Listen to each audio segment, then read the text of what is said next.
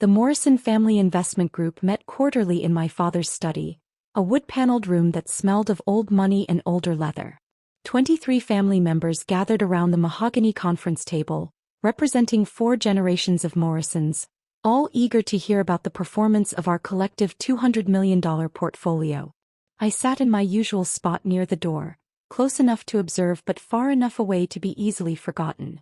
Excellent returns this quarter, my brother Marcus announced from the head of the table, standing beside Dad like a prince next to his king. Marcus had appointed himself as the family's unofficial investment spokesperson 3 years ago, right after he'd completed his MBA at Wharton. The portfolio is up 17% year-over-year. Our tech sector allocations are performing particularly well, and our real estate holdings in Austin and Miami have appreciated beyond projections. Applause rippled around the table. Dad beamed with pride at his eldest son, 42 years old and looking every inch the successful hedge fund manager he claimed to be. Custom suit, Patek Philippe watch, perfect haircut that probably cost more than most people's car payments. This is what happens when you let professionals manage serious money, Marcus continued, clicking through a PowerPoint presentation on the 70-inch screen mounted on the wall.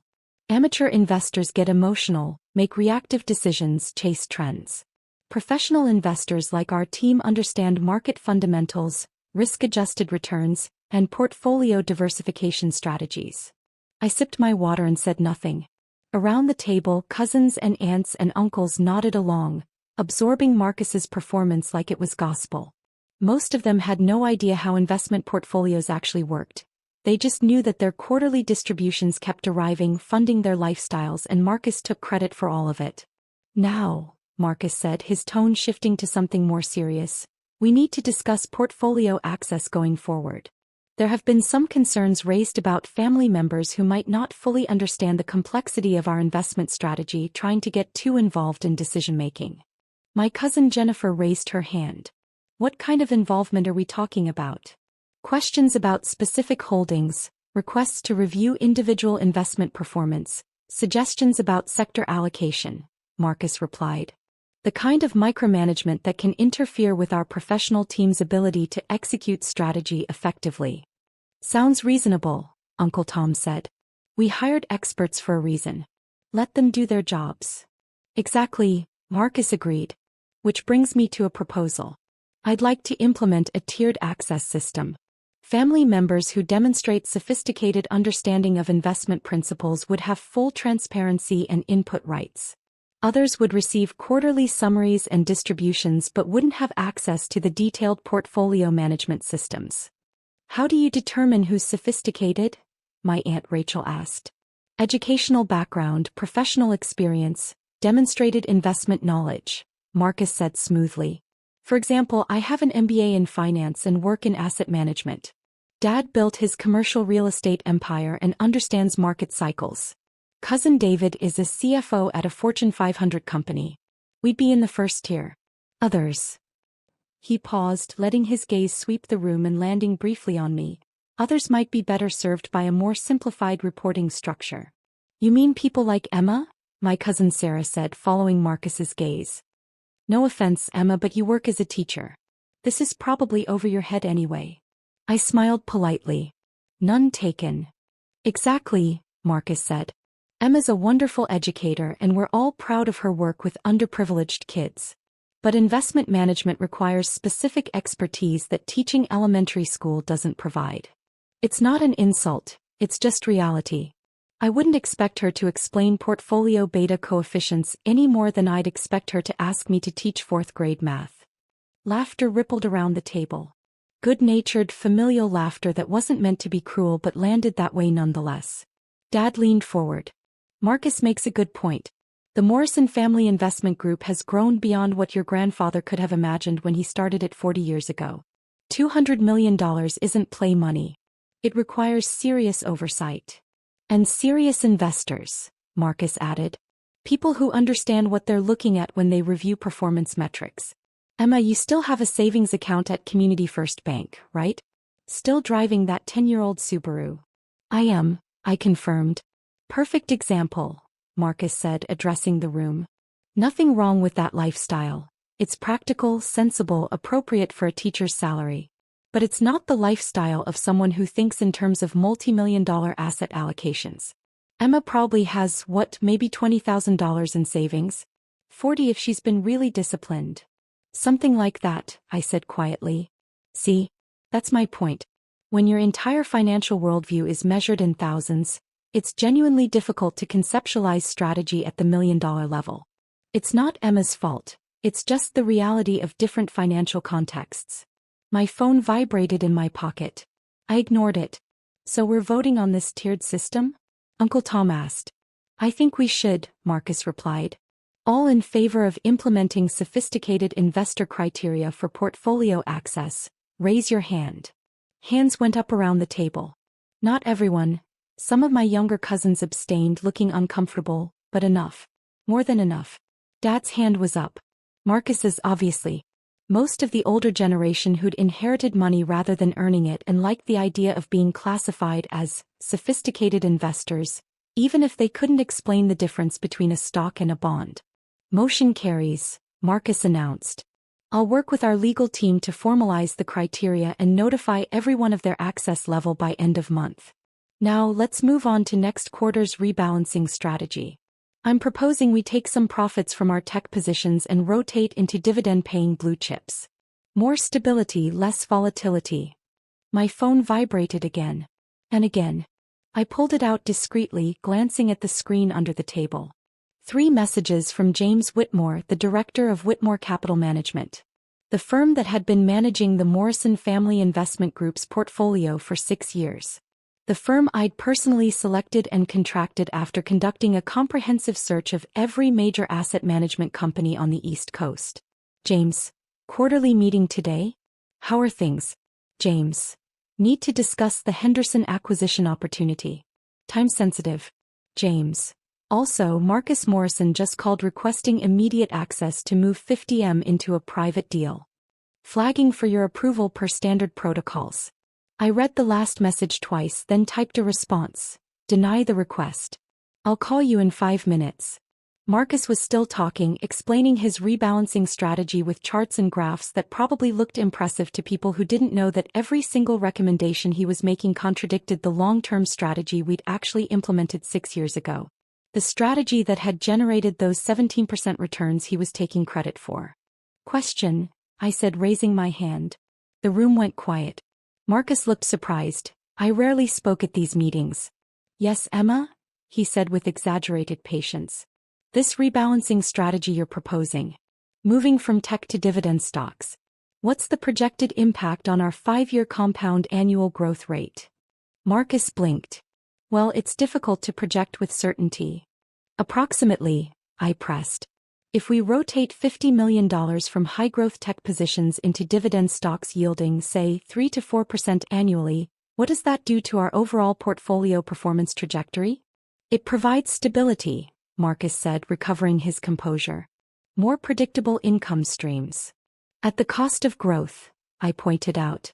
Our current tech allocation is averaging 28% annual returns.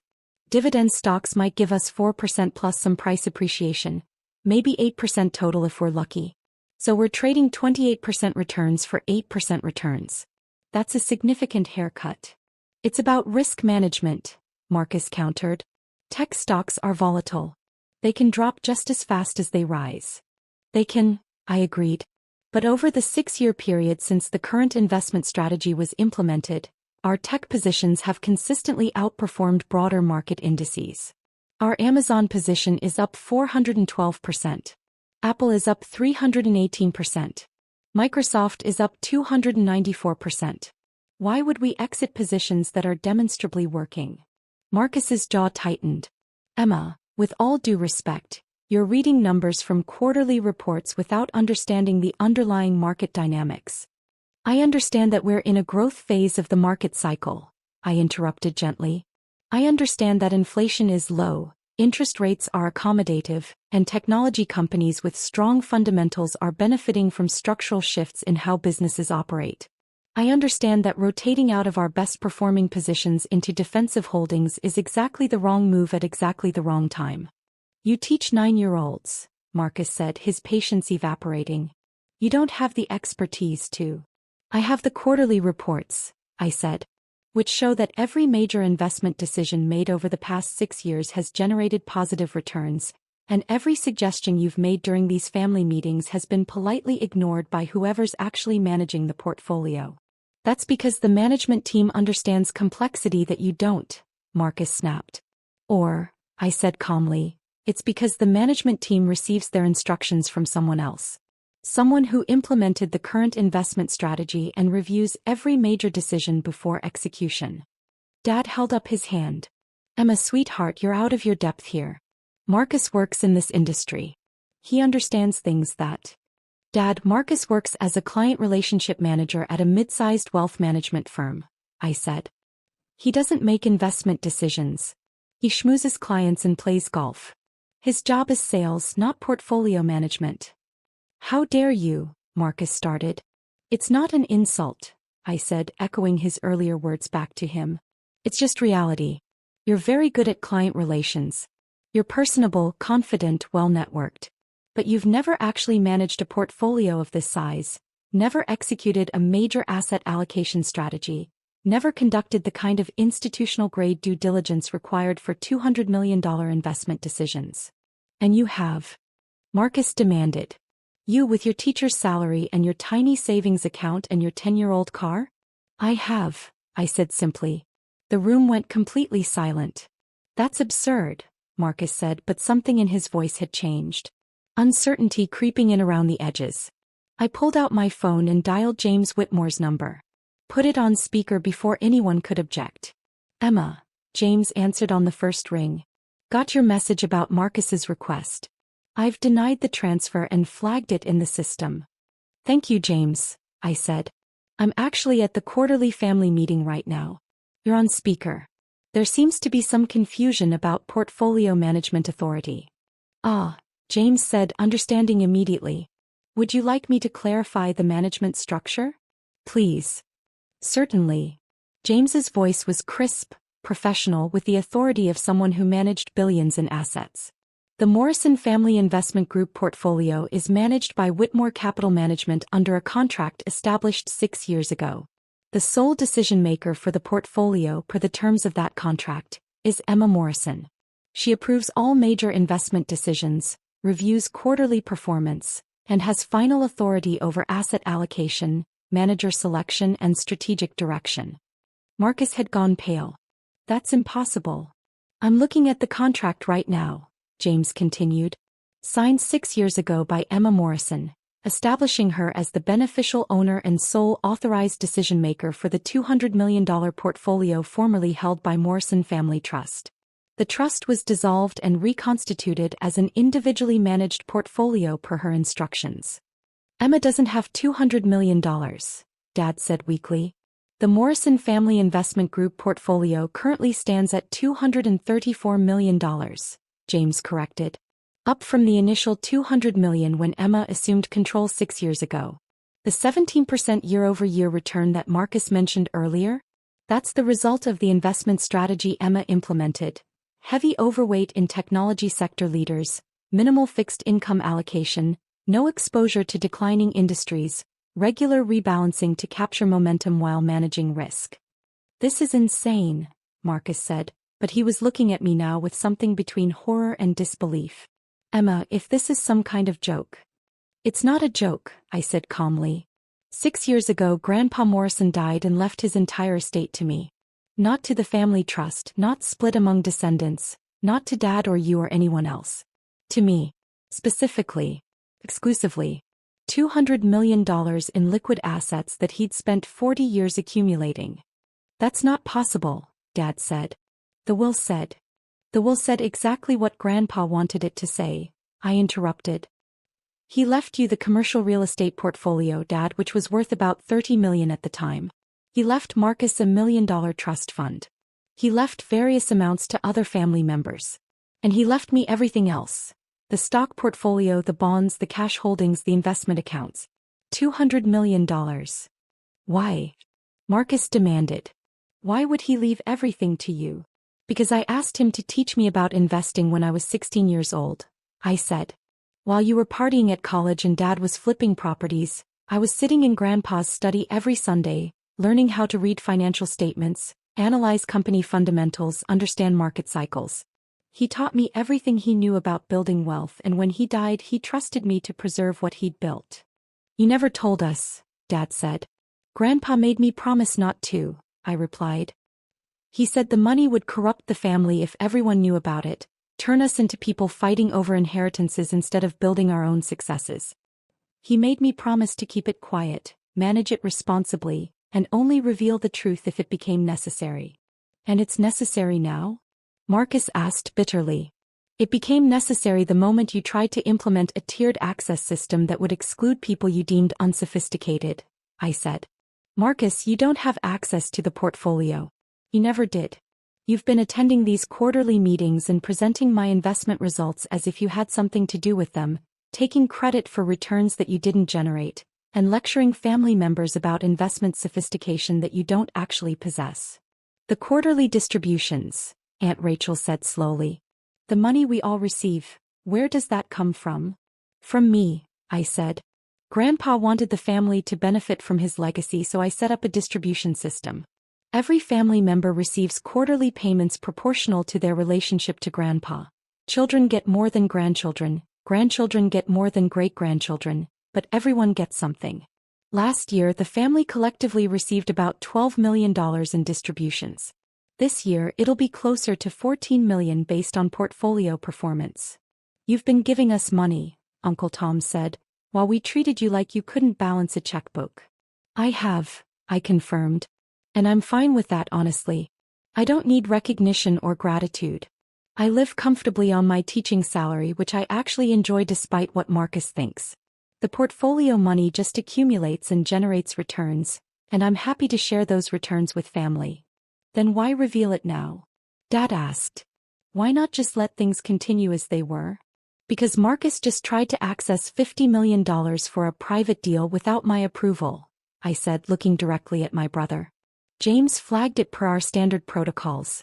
Care to explain what private deal requires immediate access to $50 million of family money, Marcus? Marcus's face had progressed from pale to bright red. I don't have to explain anything to you. Actually, you do, I said. It's my money. If you're trying to move $50 million out of the portfolio, I need to know why. It's a limited opportunity, Marcus said through gritted teeth. A real estate syndication that requires immediate capital commitment. The returns could be enormous. The returns could be fraudulent, I corrected. James, did you run preliminary due diligence on Marcus's request? I did, James confirmed over the speakerphone. The opportunity is a Dubai real estate project being marketed through private WhatsApp groups and unregistered broker-dealers. Multiple red flags, including promised returns of 40% annually, no audited financials, no regulatory oversight, and promotional materials that feature rented Lamborghinis and cryptocurrency millionaires. Classic characteristics of an investment scam targeting unsophisticated investors. The room had gone completely silent. Marcus, I said quietly, were you really about to put $50 million of family money into a WhatsApp investment scam? It's not a scam, Marcus protested, but his voice had lost all its earlier confidence. I have connections who've vetted the deal. Connections who are probably part of the scam, I said. Or victims of it themselves who are now unwittingly recruiting others. This is exactly why I maintain sole control of the portfolio, to prevent decisions like this. You've been lying to us for 6 years, Marcus said, desperation creeping into his voice. Pretending to be poor, letting us think. I never pretended to be anything, I interrupted. I am a teacher. I do drive a 10-year-old Subaru and bank at Community First. I never claimed to be wealthy or poor. You all just assumed based on my profession and lifestyle. Those assumptions are not my responsibility. But you let us believe them, Dad said. I didn't correct them, I agreed. Grandpa taught me that people reveal their true character when they think you're powerless. He was right. Over the past 6 years, I've watched this family operate, seen who treats people with respect regardless of their apparent status and who doesn't. It's been educational. My cousin Jennifer, who'd been silent throughout the meeting, finally spoke. The quarterly distributions we receive. Can you stop them? I can, I confirmed. The family distribution system is entirely discretionary. I could freeze all payments tomorrow if I wanted to. But you won't, Jennifer said. It wasn't a question. I won't, I agreed. Unless someone gives me a reason to. The distributions continue as long as family members aren't actively trying to sabotage the portfolio or commit fraud with family assets. I wasn't committing fraud, Marcus said weakly. No, you were just being reckless with other people's money while taking credit for returns you didn't generate, I said. Which brings me to my next point. Marcus, you're removed from any advisory role related to the Morrison Family Investment Group, effective immediately. No more quarterly presentations, no more investment suggestions, no more pretending you have anything to do with portfolio management. You can't do that, Marcus protested. I just did, I said. James, please note in the account files that Marcus Morrison is not authorized to request information, suggest changes, or access any aspect of the portfolio going forward. Noted, James confirmed. Emma, while I have you on the line, should we proceed with the Henderson acquisition opportunity? We need to move quickly if we want to participate in the Series D round. What's the allocation? I asked. $15 million for a 3% stake.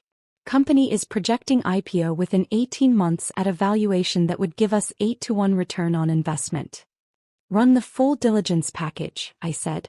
If everything checks out, approve the investment. Use funds from the healthcare sector allocation. We're overweight there anyway. Will do. Anything else you need? That's all for now, James. Thank you. Always a pleasure, Emma. He hung up. I looked around the table at 23 family members who were seeing me clearly for the first time in 6 years. Or possibly for the first time ever. I want to be clear about something, I said. The money that Grandpa left me isn't family money in the legal sense. It's my money. I choose to share the returns with family because that's what Grandpa wanted, but I'm not obligated to. The quarterly distributions could stop tomorrow. The entire portfolio could be redirected to charitable foundations or invested in ways that benefit only me. I don't do those things because I actually care about this family, despite how some of you treat me. Emma, Dad started. I'm not finished, I said gently. Dad, you've spent 6 years implying that my career choice makes me financially illiterate. Marcus, you've spent 6 years lecturing me about investment principles while I've been implementing the strategy that funds your lifestyle. Multiple family members have treated my questions and observations as cute attempts at participation rather than legitimate input from someone who actually knows what they're talking about.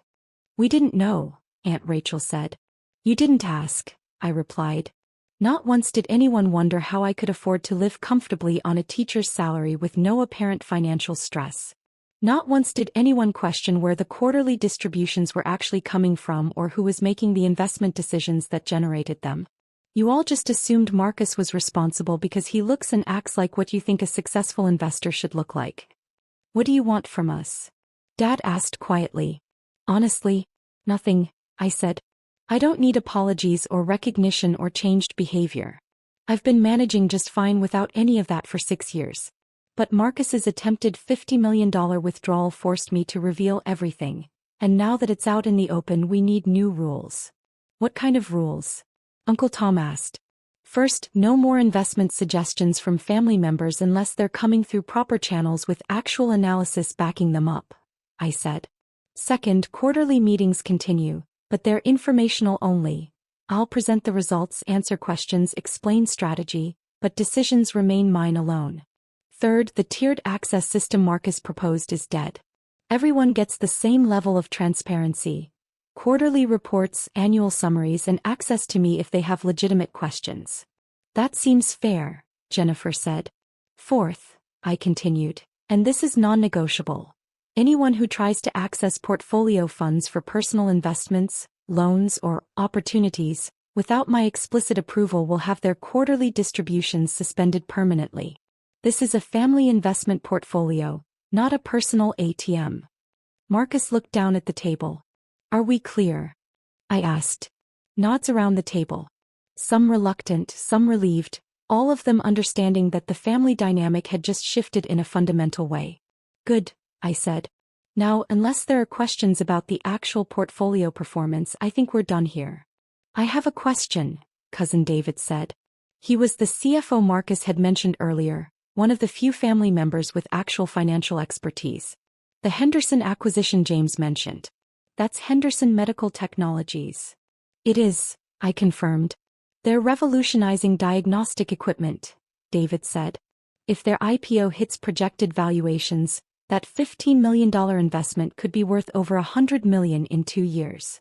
That's the analysis, I agreed. How did you get access to their Series D? Those rounds are usually reserved for institutional investors with established relationships.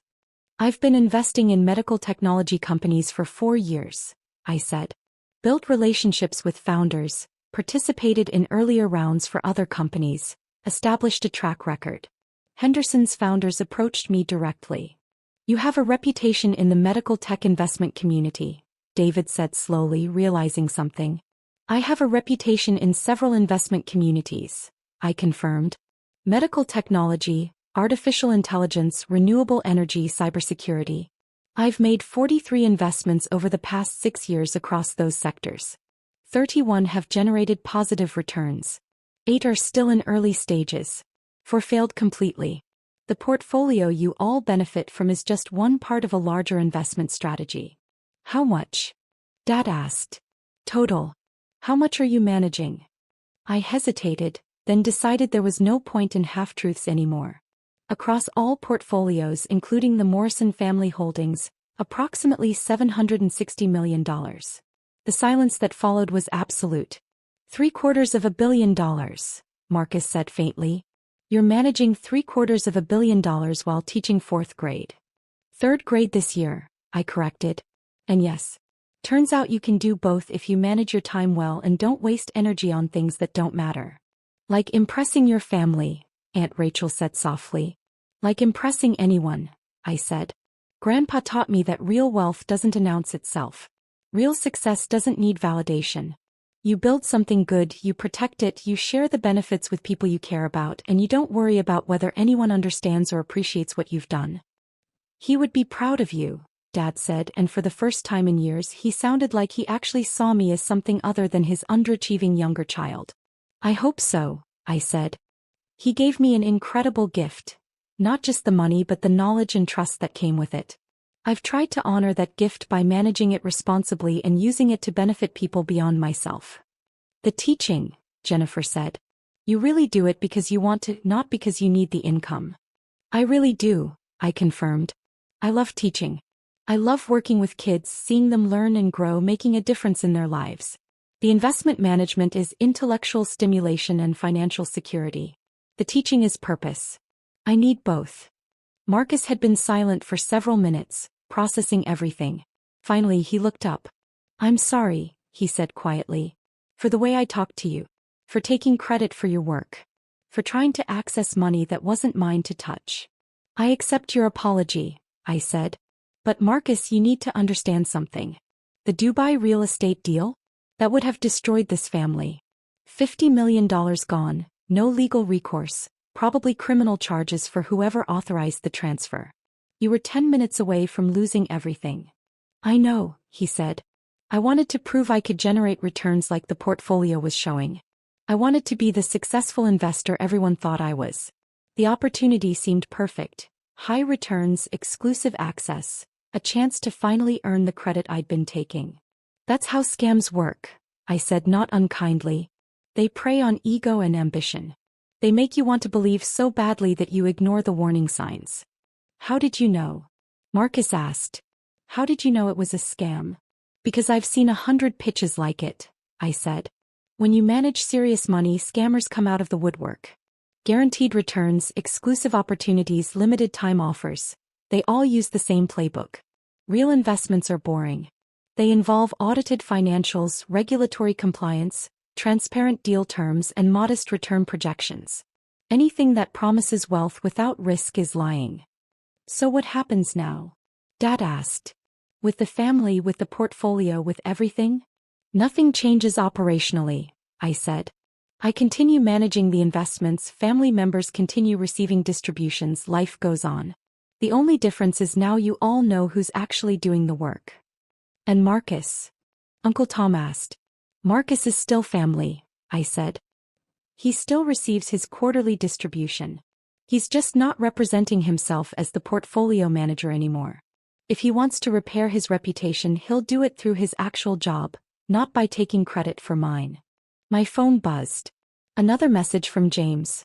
Henderson diligence came back clean. Executing the investment. Also, you have 3 other pitch decks to review when you have time. I need to go, I said, standing up. I have actual investment decisions to make. James will send out the quarterly reports to everyone by end of week. If you have questions about the numbers, email me. If you want to suggest an investment opportunity, send a formal pitch deck and I'll review it. If you need financial advice, I'm happy to help. But the drama ends here. Emma, Dad said as I gathered my things. Your car. Your apartment. Your savings account. Why live like that if you don't have to? Because it's authentic, I said simply. This is who I am, Dad. I'm not interested in luxury cars or penthouse apartments or designer clothes. I'm interested in meaningful work, financial security, and using resources to make the world better. Grandpa's money lets me do all of that without compromise. He chose well, Dad said quietly. He did, I agreed. He saw something in me that most of you missed, not because it wasn't there but because you weren't looking. I walked out of the study and out of the house, leaving behind 23 family members who would spend the rest of the day processing the revelation that the person they'd dismissed as financially unsophisticated had been managing their wealth for 6 years. My phone rang as I reached my car. Catherine Chin, a venture capital partner I'd been working with on a renewable energy project. Emma, just heard you're in on Henderson, Catherine said. Smart move. Their diagnostic platform is going to change the industry. That's the bet, I said, starting the car. What can I do for you? I'm putting together a consortium for a wind farm project in Texas, she said. $20 million minimum commitment, projecting 15% annual returns with significant tax advantages. Interested? Send me the details, I said. I'll review and get back to you by Friday. Perfect. Also, a few of us are getting together next month to discuss impact investing strategies. You should come. Your perspective on balancing returns with social benefit is always valuable. Text me the details, I said. I'll be there if I'm free. We hung up and I sat in my 10-year-old Subaru in front of my family's mansion, checking email on my phone. 3 new investment opportunities, 2 portfolio updates, and a message from one of my students' parents thanking me for the extra tutoring I'd provided. This was my life. Teacher, investor, quiet manager of generational wealth, and the person my family had finally learned not to underestimate. I drove home to my modest apartment, where I'd spend the evening grading papers and reviewing pitch decks, living exactly the life I wanted with exactly the resources I needed. Tomorrow the family group chat would probably explode with messages. People processing, questioning, maybe even apologizing. Or maybe not. It didn't really matter. Grandpa Morrison had taught me that power doesn't require recognition to be real. Success doesn't require validation to be legitimate. And wealth used wisely is always more valuable than wealth displayed ostentatiously. I'd learned those lessons well, applied them consistently, and built something that would benefit my family for generations, whether they appreciated it or not. The quarterly distributions would continue. The portfolio would keep growing. And I would keep teaching 3rd grade and managing $750 million, because both mattered and neither required anyone's permission to do. That evening I received one more text. From Marcus. I looked up that Dubai deal after everyone left. You were right, it's all over the fraud warning websites. I would have lost everything. Thank you for stopping me. I typed back, that's what family does. We protect each other even when we don't always understand each other. His response came quickly, I understand now. Finally. Good, I replied. Now focus on your actual job and stop trying to be something you're not. You're good at client relations, Marcus. Be great at that instead of pretending to be an investment manager. Understood. Emma? Grandpa was right to trust you. I smiled at my phone, poured a glass of wine, and opened my laptop to review the Henderson Medical Technologies investment documents. Outside my window, the city lights sparkled against the evening sky. Somewhere out there, opportunities were emerging, companies were building revolutionary technologies, and wealth was being created and destroyed and redistributed. And I was right in the middle of it all, managing hundreds of millions of dollars while living a life that looked ordinary from the outside but was anything but just the way I liked it.